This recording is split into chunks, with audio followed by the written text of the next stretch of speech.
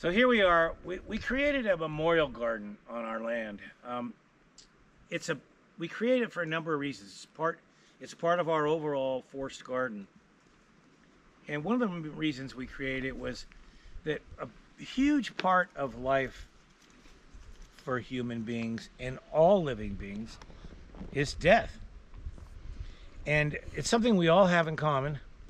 We're all going to die someday. I'm looking at this tree. It's going to die someday. A frog down there. It's going to die someday. Everything dies. And it's probably one of the greatest mysteries of all to all living beings is to some way or another, particularly for humans, is why we die when we die. Why do we only live 70, 80, 90 years? Why don't we live 500 years? I've often thought if human beings live 500 instead of, say, 80 or 90 years, maybe we'd treat the earth better because we would see in our lifetime the damage that we do and change our behavior. I've often wondered. But a memorial garden is a place to remind us of life and death, the beauty of life, and to think about death in an honorable, respectful way. And of course, what's better teacher than trees? I just mentioned before in another Tim Talk how trees die with such dignity. Now, another thing that trees do is they hold space. They hold memory. They're observers. They're watchers. They're keepers of the land where they live. They can't run. They can't move from problems. So they observe. So what better being in a memorial garden than trees? Planting trees in memory of those beings that you loved. That is an incredible thing. So I planted this beautiful pine tree where my mother and my father and my sister all passed away, and they're here now, buried beneath this tree.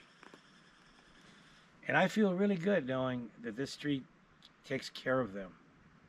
And I'll come out here and sit and I'll think about the good memories I've had with them over the years and how they raised me. Like, one of my greatest gifts, I think, that's made my life good is I have a lot of love in me. And that love goes around to everything in my life. And who taught me love more than anything else? Two things. My mother and the earth. My mother and the earth taught me the power of love. When I think about my dad, I think about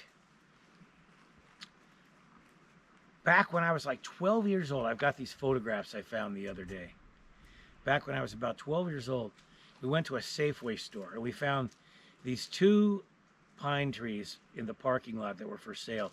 They were baking in the hot asphalt. We bought them, we went home, we planted them.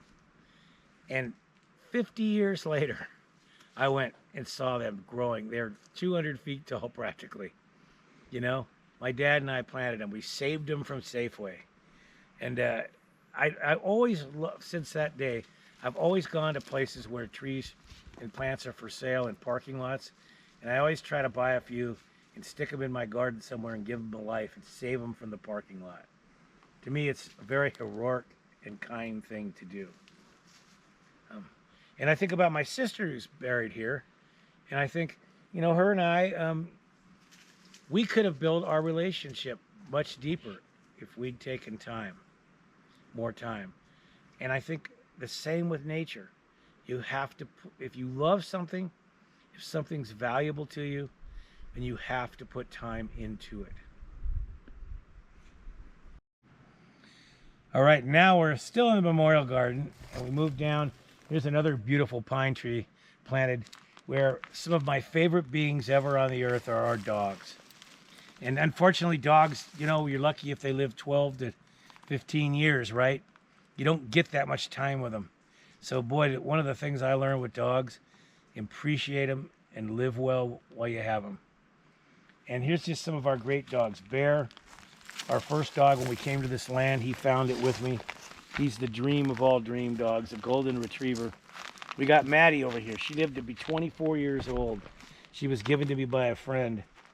And I got Scout over here. We call him the Great White Shark because he used to take off for days and I couldn't find him. You know, he sure loved the wilds up here. And this is one of my favorite dogs of all. Look, he's hiding just like he always did in the picture. My true wolf dog, my first wolf. And he found this land with me. He discovered this land with me.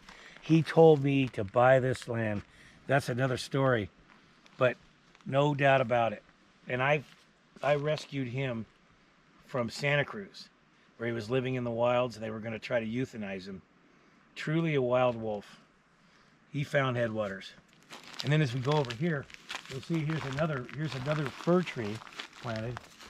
And over here we've got our other wolf who became so wonderful in our world, Riley. Incredible black wolf.